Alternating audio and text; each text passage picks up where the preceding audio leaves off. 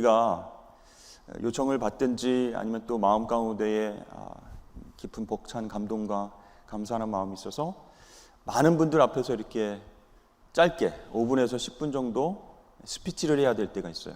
간증이든 아니면 자기가 이제 살면서 경험했던 이야기든 그런 것들을 이야기할 수 있는 시간이 있죠.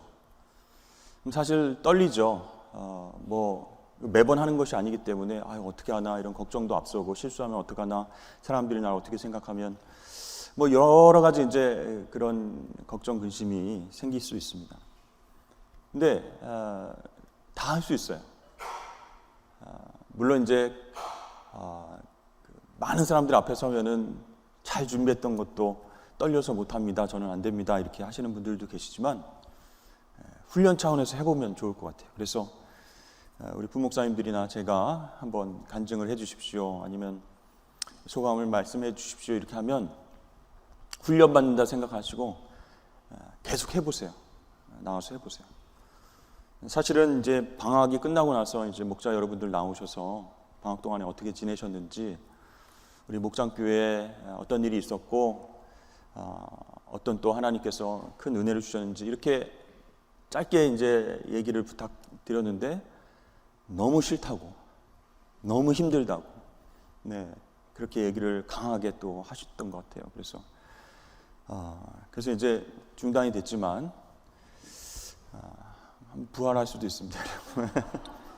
아니, 훈련을 해보셔야 된다니까요. 그래서 기회가 있을 때 여러분 한번 해보시면 좋겠어요. 대부분 이제 수상 소감이라든지 짧은 감사 이야기, 간증 이야기, 이렇게 발표를 할 때 대부분 이렇게 관찰을 해보면 이런 순서대로 좀 해나가고 있습니다. 왜냐하면 이게 정해진 그런 패턴은 아닌데, 그냥 사람들 앞에 서서 한 5분에서 10분 정도 자기가 경험한 것, 자기의 생각 이렇게 얘기할 때는 이런 순서 패턴으로 하면 반응도 있고 편하고, 그렇기 때문에 이렇게 나오는 것이죠. 여러분, 청룡영화제, 무슨 영화제 이렇게 시상하면 수상한 배우들이나 연예인들이 나와서 상을 받고 꽃다발을 받고 이제 수상 소감을 전하잖아요. 처음에는 뭐라고 해요? 필링, 감정을 얘기하죠.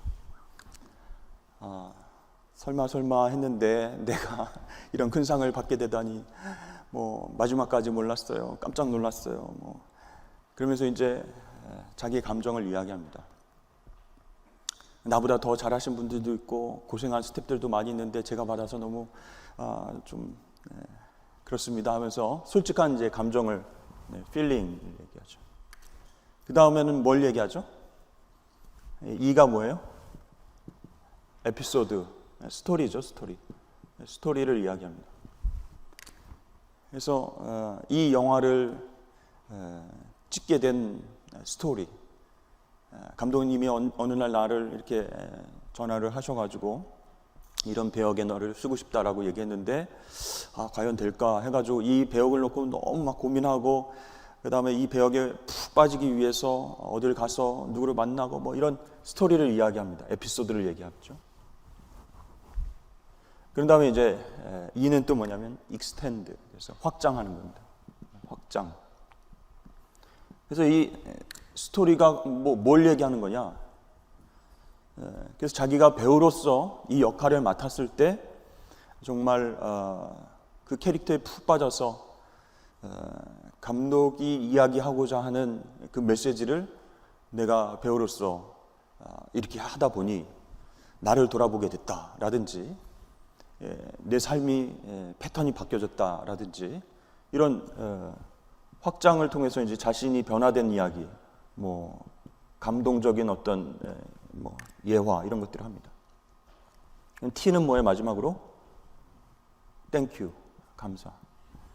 그래서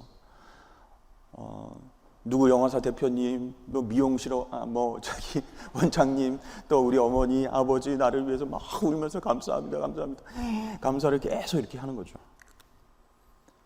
그러면 이제 한 5분에서 10분 정도 이렇게 수상소감이 이제 마무리가 되는 것이죠. 그럼 우리도 이렇게 말을 하는 직업이 아니고 앞에 나와서 누구한테 자신의 이야기를 해본 적이 없는 사람이 간증을 하라 그리고 그렇게 얘기를 하면 사실 부담스러운 건 사실이죠. 그럴 때 여러분 이걸 한번 좀 생각해 보시면 좋을 것 같아요. 간증을 할 때도 처음에 필링을 얘기하는 거죠. 떨립니다, 여러분. 제가 처음 나와서 간증을 하는데요. 뭐 이렇게 얘기하셔도 좋고, 아니면 뭐 이렇게 약간 솔직하게 자기 감정을 얘기하면서 사람들이 이제 빵 터지게 되잖아요. 재밌어서 웃게 되잖아요. 그러면 긴장이 좀 풀어질 수 있어요. 뭐 박수를 쳐주기도 하고, 너무 긴장했으면 잘하라고 막 박수를 쳐주기도 하고, 그렇게 되는 거죠. 처음에는 이제 감정을 얘기하는데 여기에서 좀 안 해야 될 게 있어요. 나는 정말 하기 싫었는데, 정말 나오기 싫었는데 우리 부목사님이 어제 전화해가지고 막 해야 된다, 아무도 없다, 집사님이 해야 된다. 그래서 한숨 푹푹 쉬고 머리를 막 싸매고 고민하다가 예, 할게요, 이렇게 해서 나왔습니다. 이러면 사람들이 뭐 재밌긴 하지만 진짜 그런 감정이었어, 그런 마음이야? 뒤에 나올 이야기에 대해서 조금 기대를 안 하게 됩니다. 물론 그럴 수 있죠. 처음에는 부담스러워서 못해 이럴 수 있죠. 그러나 하기로 딱 결정하고 하나님 지혜를 주십시오.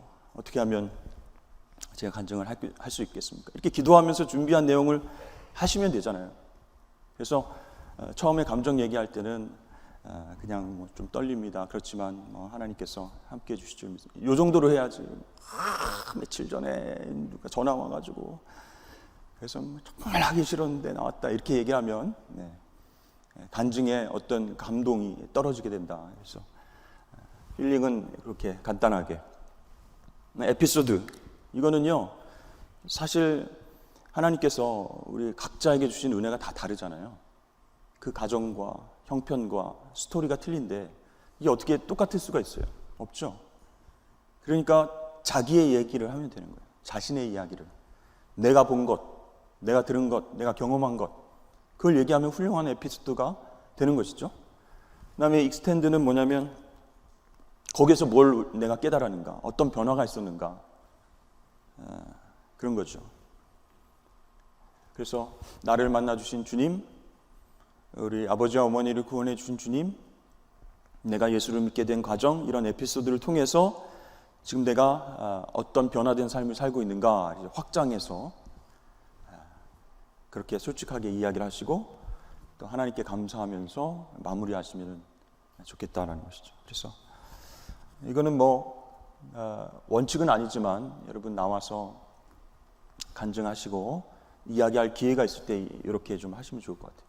근데 나와서 이렇게 하라면 잘 못하시고 쭈뼛쭈뼛 하시는데 우리 밥 먹으면서 얘기할 때, 우리 목장 식구들하고 편하게 티타임 가질 때 얼마나 잘하십니까? 그러니까 이렇게 하실 수 있어요. 훈련이 안 돼서 그렇다 뿐이지 여러분 참고하셔서 이렇게 좀 하시면 좋을 것 같습니다. 우리가 새생명 기쁨 축제를 준비하면서 이 복음 전파 전도에 대해서 좀 생각을 해보게 됩니다. 이것은 증거입니다. 그렇죠? 그러나 설득이 아니다.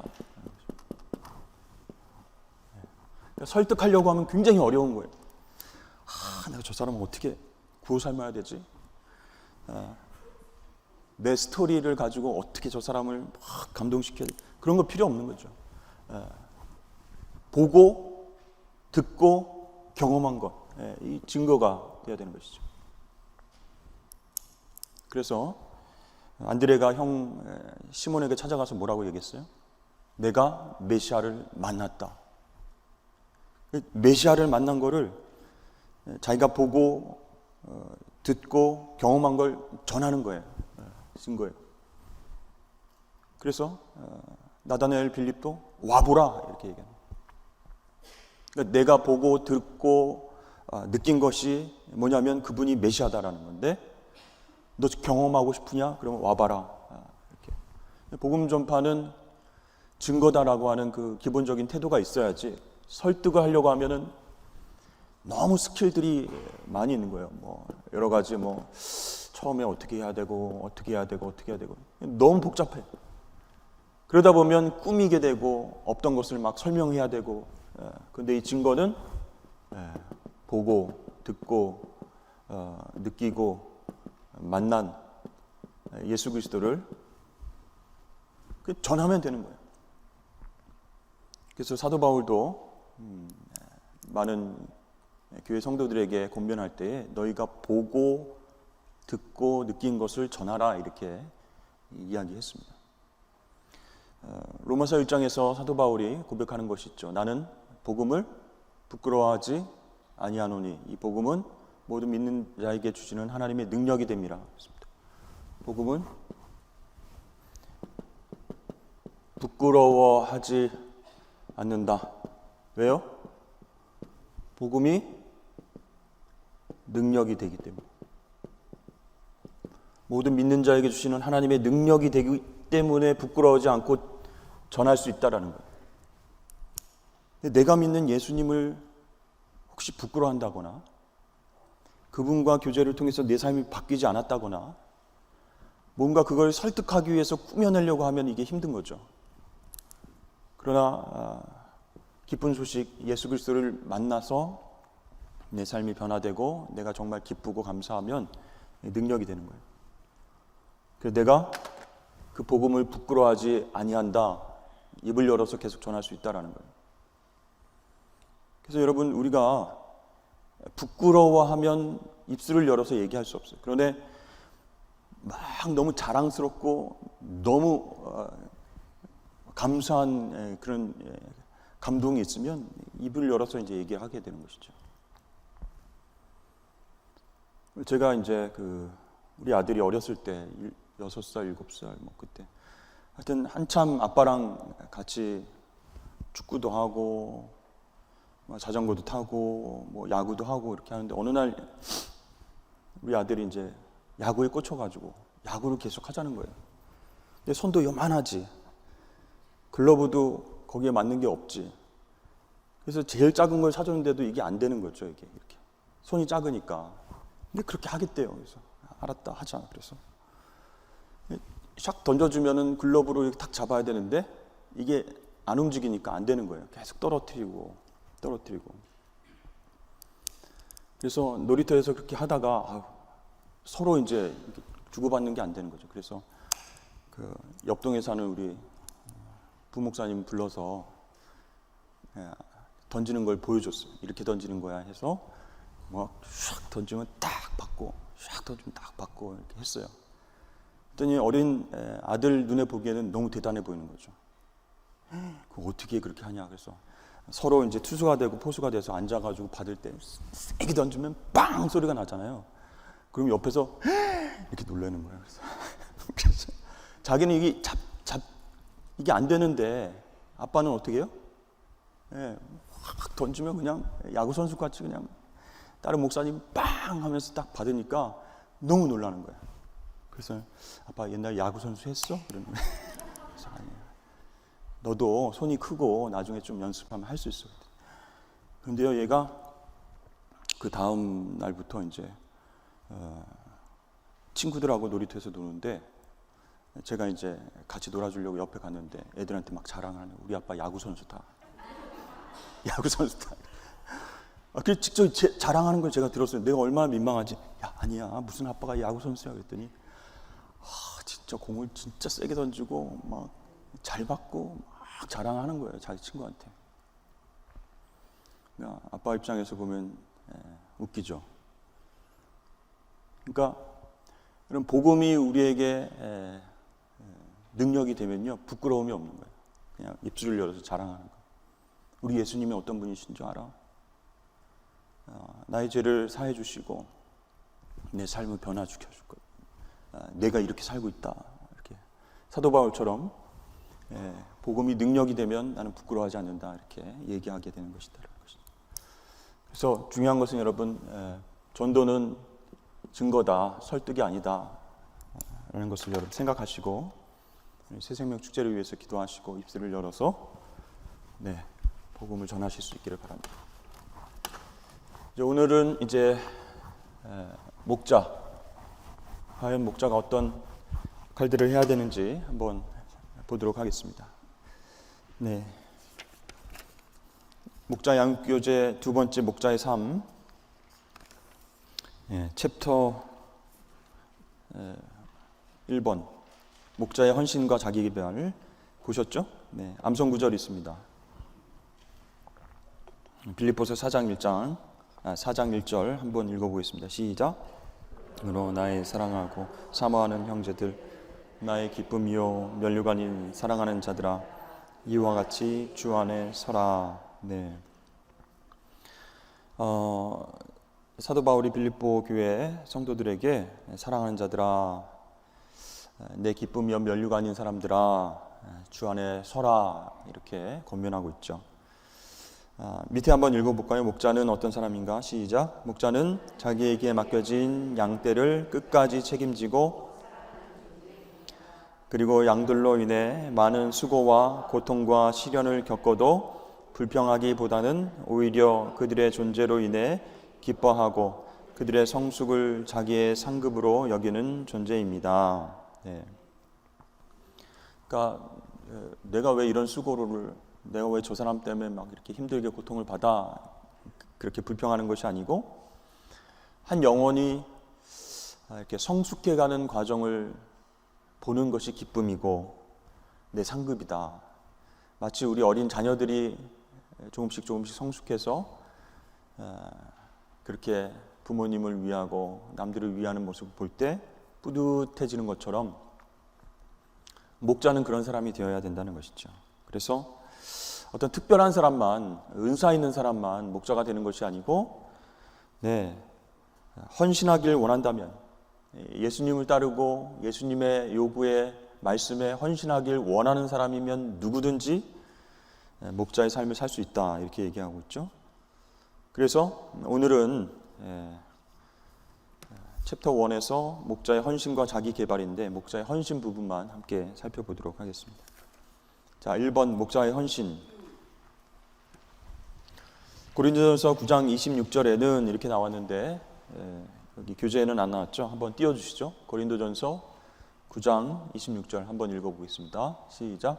그러므로 나는 다름들 하기를 향방 없는 것 같이 아니하고 싸우기를 허공을 치는 것 같이 아니하며 이렇게 되겠습니다. 이 말씀을 근거로 해서 계속 띄워주시고 한번 빈칸을 한번 써보시죠. 고린도전서 9장 26절에는 모든 헌신이 무엇이 아니라고 말합니다. 그러니까 26절을 읽어보면 모든 열심히 하는 헌신이 의미 있는 헌신이 아니다 이렇게 말을 하고 있죠. 의미 있는 헌신이 아니다. 그 내용을 보면 열심히 달린다고 하지만 무엇이 틀리면? 방향이 틀리면 낭패다.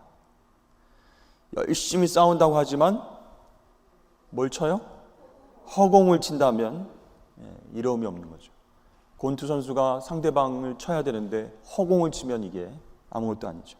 그런 면에서 우리는 먼저 참 목자가 되기 위해서 주님께서 우리에게 요구하시는 헌신의 영역들이 무엇인지 알아야 됩니다. 이렇게 얘기합니다. 방향성, 그렇죠? 이 방향성이 중요하기 때문에 주님께서는 우리의 헌신하는 영역들이 무엇인지, 그 방향이 무엇인지를 가르쳐 주시는데 그대로 해야 된다. 그래야 우리의 헌신이 의미 있게 된다는 것이죠. 이제 내려주시죠. 그래서 세 가지를 얘기하고 있습니다. 헌신의 영역들. 첫 번째는 뭐에 대해서요? 하나님의 말씀에 대해서. 두 번째는 어디에다가 헌신해야 돼요? 하나님의 사람됨에 대해서 헌신해야 돼요. 세 번째는요? 하나님 사역에 대해서 헌신을 해야 된다. 이게 오늘 중요한 초점이다라는 것이죠. 그러니까 열심히 하시는 분이 있어요. 그런데 방향 없이 하고 허공에다가 주먹을 치고 이런 것이 아니고, 예수님께서 원하시는 헌신의 방향이 말씀이고 하나님 사람으로서 성숙해가는 것이고, 또 하나님 일들을 어떻게 해야 되는 것인가, 그 방향성을 이야기를 하고 있습니다. 하나씩 보겠습니다. 첫 번째, 하나님 말씀에 대한 헌신. 자, 목자들은 하나님 말씀 훈련에 헌신되어야 됩니다. 왜냐하면 목자의 무엇은 하나님의 말씀이기 때문입니다. 목자, 셰퍼드의 뭐예요? 무기는 하나님 말씀이기 때문입니다. 목자를 보호해주고 또 양과 모든 것을 보호해주는 게 무기잖아요. 근데 그 무기가, 목자의 무기는 하나님 말씀이다. 이 말씀은 시편 23편 말씀에 의하면 목자의 무엇이죠? 지팡이요 막대기인 것입니다. 네, 시편 23편에 지팡이와 막대기가 나를 안위하시나이다 이렇게 말씀하시죠. 그래서 목자는 하나님 말씀으로 자신을 무장하여 양을 구하고 양을 기르는 것입니다. 그렇습니다. 그래서 여러분, 무기가 뭐라고요? 목자들의 무기는 말씀이다. 그게 이제 지팡이와 막대기다 이렇게 얘기를 하고 있잖아요. 그래서 여러분이 매일매일 큐티를 하는 것, 그 말씀에 삶을 적용해서 순종하며 살아가는 것, 이게 무기가 된다니까요. 다른 게 무기가 아니다라는 거예요. 주일 설교 말씀을 듣고 메모해 놨다가 일주일 동안 이 말씀에 따라 어떻게 순종할 것인가, 새벽 설교를 듣고 묵상하면서 수요 설교와 금요 성령 집회의 말씀을 듣고 기도하면서 어떻게 이 말씀으로 내가 영적인 공격들을 막아낼 것인가, 지팡이와 막대기가 될 것인가. 어떤 다큐멘터리를 보니까요, 목자는 아닌데 어느 정글 숲에서 이제 여행객들을 인도하시는 그분이 있는데, 이만한 지팡이 같이 긴 막대기를 가지고 다니더라고요. 그래서 이걸로 이제 풀숲도 이렇게 막 이렇게 제거하고, 그 다음에 넝쿨 같은 것도 이렇게 밀어내고 이렇게 하는데, 넝쿨을 밀어낼 때 갑자기 뱀이 싹 이렇게 나오는 거예요. 근데 이제 뒤에 여행객들은 깍 소리를 내면서 아이고 어떻게 뱀이다 이렇게 하는데, 이 사람이 막대기가 이렇게 그 끝에 보면 이렇게 가지가 나와 있는데, 그걸로 목을 탁 이렇게 뱀 목을 탁 잡아가지고 한번 휘리릭 한 다음에 그 머리를 탁 잡는 거예요. 너무 여유롭게, 너무 빠르게. 그런 다음에 얘를 쑥 하고 뱀을 집어 던지면서 인도하는 그 장면을 봤습니다. 박수 치고 이렇게 하고. 지팡이와 막대기가 뱀을 제어했다라는 거죠. 여러분, 예수님이 광야에서 시험 받으실 때 예수님의 지팡이와 막대기가 무엇이었어요? 하나님 말씀이었죠. 기록된 바 이렇게 하면서 신명기 말씀을 통해서 사탄 뱀이 샥 유혹하러 왔죠. 그래서 돌을 떡으로 한번 변해서 먹어봐라, 성전 꼭대기에 올라가서 떨어져 봐라, 나한테 절해봐라, 다 줄게, 이렇게 했을 때 이 뱀 사탄의 공격을 어떻게 해요? 하나님의 말씀의 지팡이로 팍 찌른 것이죠. 기록된 바, 이렇게 사람이 떡으로만 살 것이 아니다. 그러니까 예수님도 무기가 뭐였어요? 말씀이, 하나님 말씀이에요. 목자는 누굴 닮아야 돼요? 선한 목자 대신 예수님을 닮아야 되니까 예수님 하신 대로 하나님 말씀이 무기가 돼야 되는 거예요. 지팡이와 막대기가 있어야 되는 거예요. 그래야 우리에게 맡겨주신 양들, 우리 목장 식구들을 잘 인도할 수 있다는 것이죠. 디모데후서 2장 15절 밑에 부분 보세요. 너는 진리의 말씀을 옳게 분별하며 부끄러울 것이 없는 일꾼으로 인정된 자로 자신을 하나님 앞에 드리기를 힘쓰라. 말씀을 옳게 분별하는 것, 이것이 목자의 가장 중요한 부분이다. 하나님 말씀에 대해서 헌신해야 되는 거예요. 자, 1번, 성경이 주는 최고의 유익은 무엇입니까? 디모데후서 3장 15절 말씀을 보면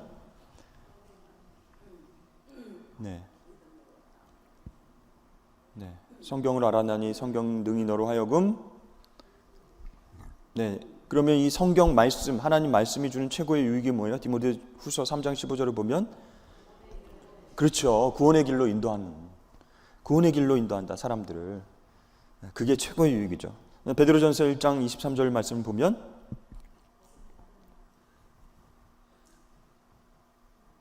하나님의 말씀으로 어떻게 되었다고요? 거듭났다라는 거죠. 그렇죠? 하나님 말씀이 거듭나게 하는 씨앗이 된다라는 거예요.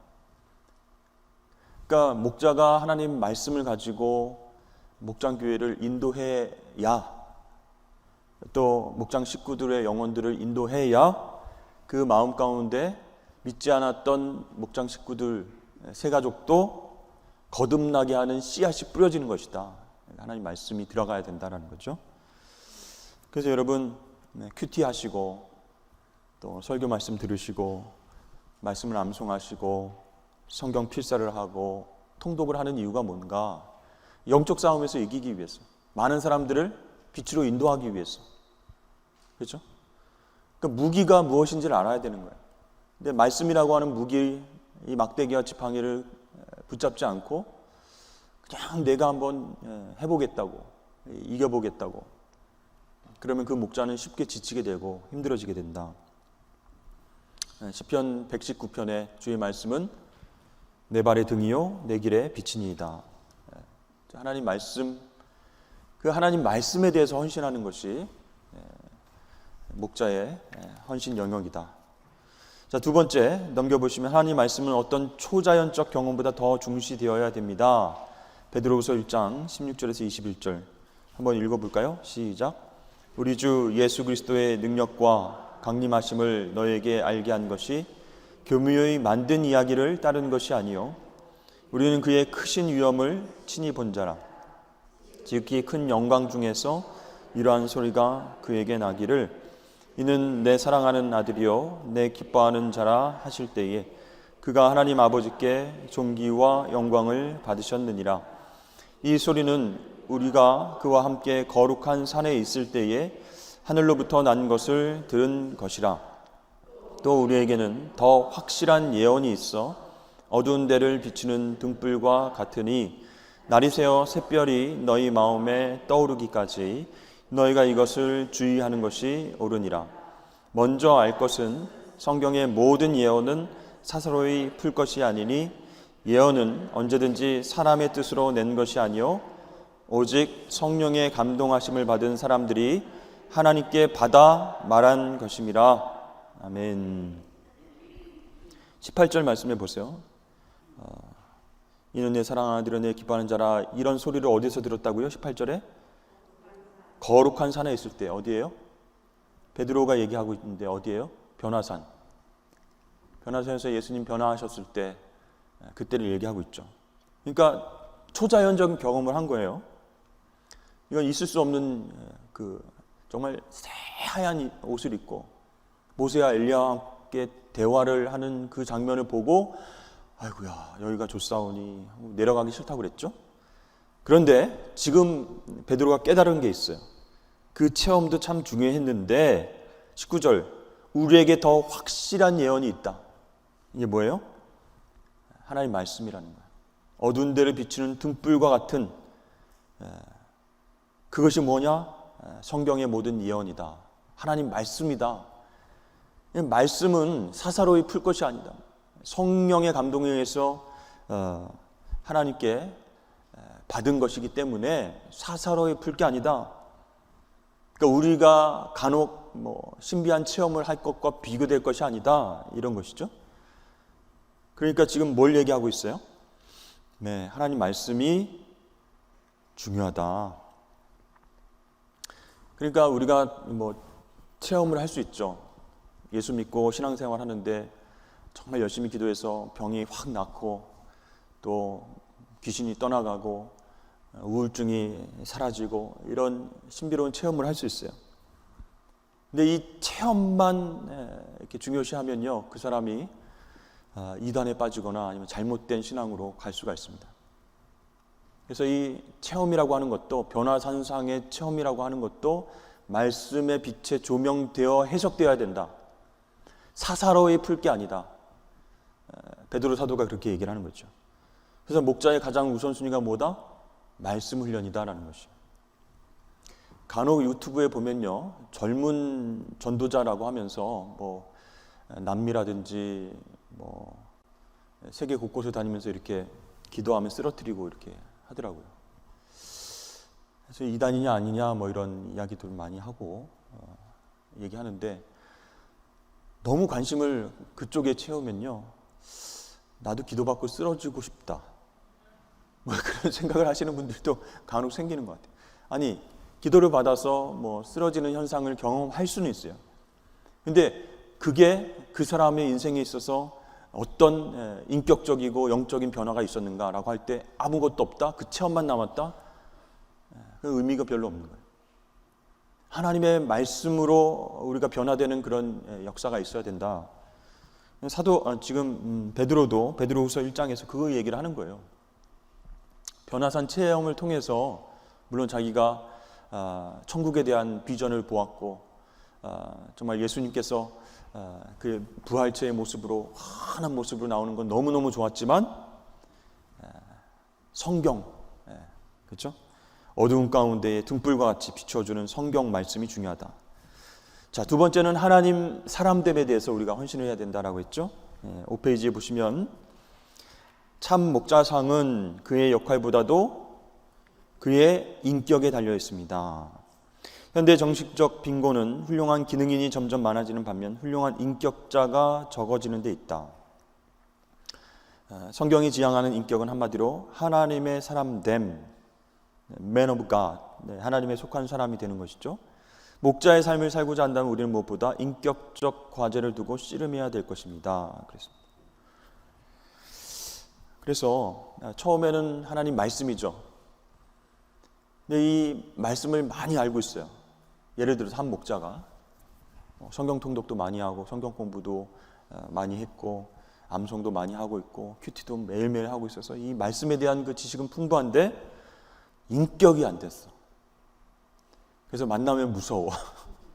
만나면 피하고 싶고, 오늘은 또 무슨 말을 하려나, 하나님의 말씀으로 막 이렇게 사람을 책망하기도 하고, 힘들다, 만나기가 어렵다, 이런 생각이 들면 안 되죠. 그래서 여러분, 하나님의 말씀이 정말 중요한 것인데 이 말씀이 어디에 들어가 있어야 돼요? 네, 하나님의 말씀이 인격에 들어가 있어야 돼요. 하나님의 말씀이 이제 무기잖아요. 무기, 칼, 지팡이, 막대기라고 했을 때, 무기라고 할 때 이 인격은 이 무기를 꽂아둘 수 있는 칼집과 같은 것이다. 이게 하나님의 말씀이 좌우에 날선 검과 같다 그랬죠. 그래서 혼과 모든 것을 찔러 쪼개기까지 한다. 굉장히 날카로운 부분입니다. 그런데 인격이라고 하는 칼집에 담겨져 있지 않으면 정죄하면서 칼을 휘둘게 되는 거예요. 이 하나님 말씀으로 봤을 때 당신은 제대로 신앙생활 하고 있는 게 아니야 하면서 푹 찌르는 거죠. 그런데 헉 하고 이제 맞으면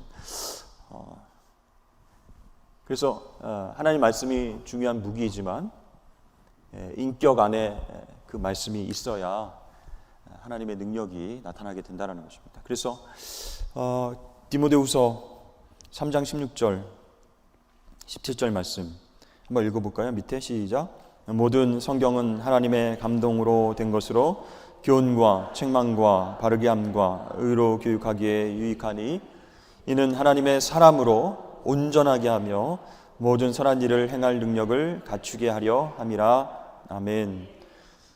그러니까 하나님의 말씀, 성경에 대한 지식이 아니라 하나님 말씀에 대한 능력, 그렇죠? 그걸 경험한 사람은 어떻게 돼요? 교훈과 책망과 바르게 함과 의로 교육되어서 인격이 변화되는 거죠. 그래서 하나님의 사람으로 온전하게 하는 것이 성경의 역할이다. 그렇죠? 그래서 가장 위대한 목자의 업적은 하나님의 말씀을 인격에 담아서 하나님 뜻을 전하는 것, 그게 우리 목자들이 해야 할 역할이다라는 것입니다. 자, 두 번째 넘겨보시면 디모데전서 6장 11절에서 이 하나님 사람이 쫓아야 할 것이 무엇인가 한번 읽어볼까요? 디모데전서 6장 11절 시작.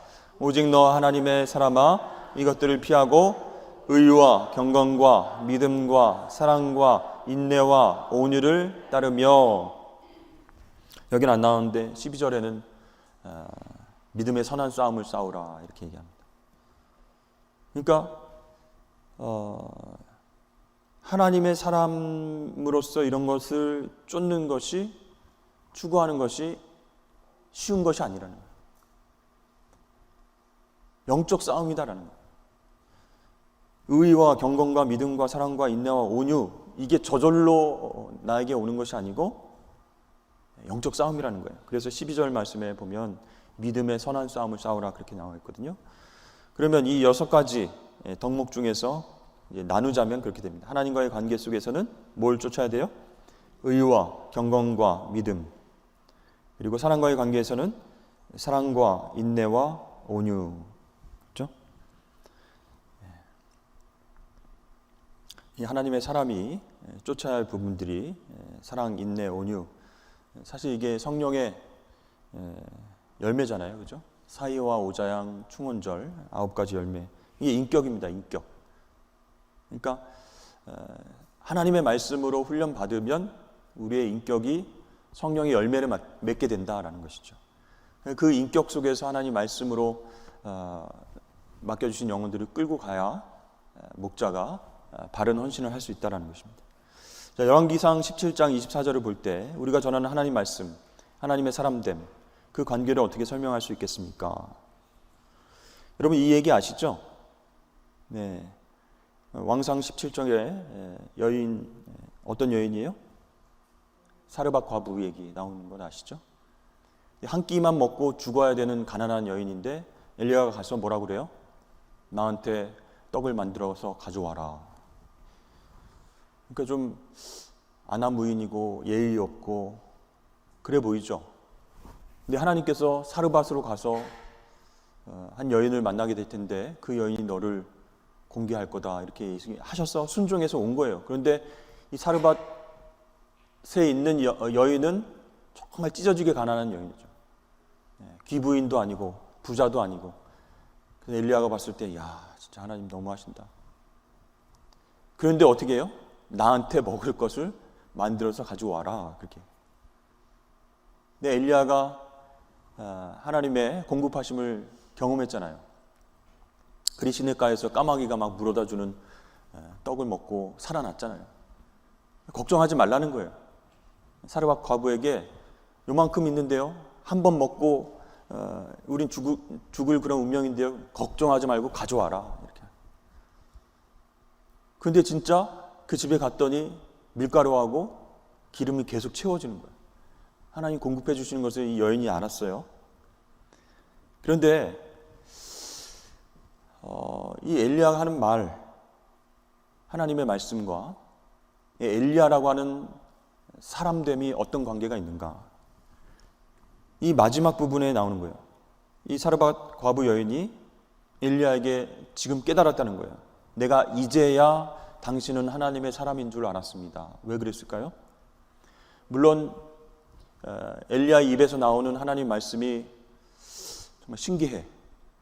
권위가 있는 것 같아. 막 밀가루가 채워져. 기름이 채워져. 와, 신기하다. 근데 이제야 알았다. 그게 무슨 뜻일까요? 그 말씀과 그 말씀을 전한 엘리야가 하나님의 사람으로서 하나님의 말씀을 전한 것이다라는 걸 깨달았다는 거예요. 그 얘기는 뭐냐면 이 과부에게는 한 아들이 있었죠. 갑자기 건강했던 아들이 시름시름 앓다가 죽게 됐어요. 그러면 이제 엘리야가 아휴 어쩔 수 없지. 우리의 인연은 여기까지인가 보. 뭐 어떻게든 잘 살고 잘 계시죠. 그래서 나는 가겠어. 이게 아니라 어떻게 했어요? 그 달라고 해가지고 다락방에 올라가서 그냥 살려달라고 기도를 하는 거예요. 눈물을 흘려서 하나님 왜 이 과부의 하나밖에 없는 아들을 생명을 데려가시면 안 됩니다. 막 울면서 기도하는 거예요. 자기 어미보다 더 기도를 하는 거죠. 근데 살아난 거죠. 하나님 기적을 베풀어 주셨죠. 그걸 보고 이 여인이 당신은 하나님의 사람입니다. 당신의 입술에서 나오는 하나님의 말씀이 진실한 줄 이제 알았습니다. 그 얘기는 뭐냐면 한 영혼을 어떻게 바라보고 있는가. 이 엘리야가 자기가 배고프고 자기가 하나님의 일을 해야 되는데 먹을 것을 챙겨주는 사람이 필요해서 그 집에 온 건가?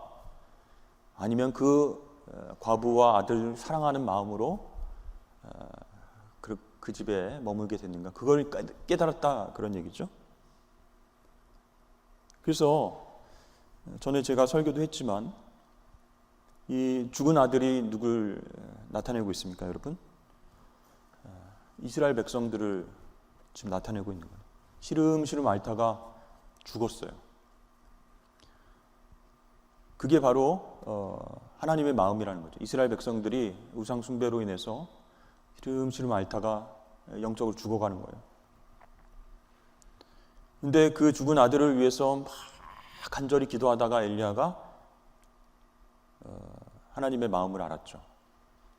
이스라엘 백성들을 향한 하나님의 마음을 깨달은 거예요. 그래서 하나님의 마음이 그렇군요. 제가 하나님의 마음을 품고 영혼 살리는 일, 이스라엘 백성들을 구원하는 일을 하겠습니다. 이제 이렇게 마음이 발전하게 되는 것이죠. 그러니까 그 모습을 보고 사르밧 과부도 이제 변화가 되는 것이죠. 여러분, 말씀의 능력을 경험하는 것은 뭐냐면 인격 안에 그 말씀이 들어가 있을 때, 한 영혼을 긍휼히 여기고 하나님 마음을 알려고 할 때 파워가 있는 것이다. 우리가 하나님 사람이다. 우리 목자는 하나님의 사람이다. 이런 칭찬을 받게 되려면 어떻게 돼요? 하나님의 마음을 품고 해야 되는 거죠.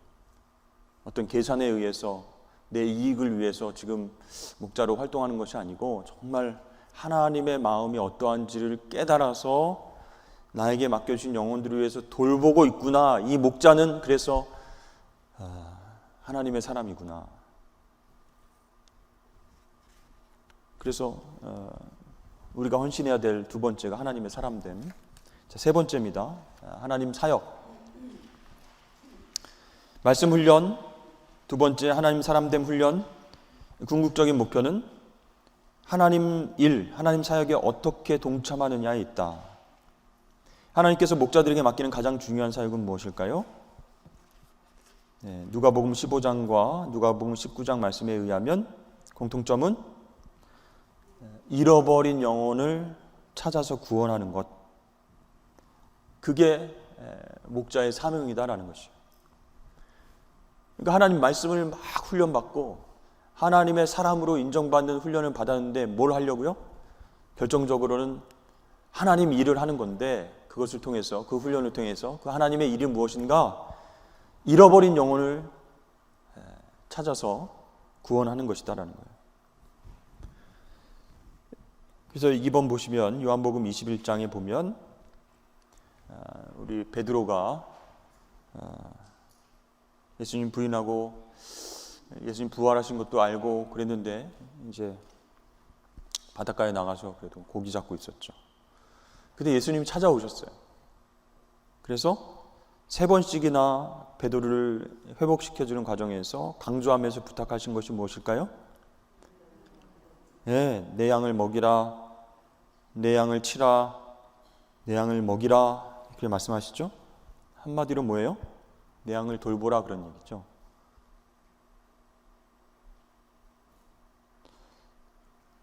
그러니까 베드로가 회복되어서 해야 될 하나님 사역, 궁극적인 하나님의 일, 그게 잃어버린 영혼을 찾아서 구원하는 것이다. 양을 돌보는 일이다. 그런 일입니다. 그래서 영어 성경에 보면 feed my lamb, feed my sheep 이렇게 되어 있지만 take care of my sheep 이렇게 되어 있습니다. 내 양을 돌보라. 그게 우리 목자들이 헌신해야 될 영역이다.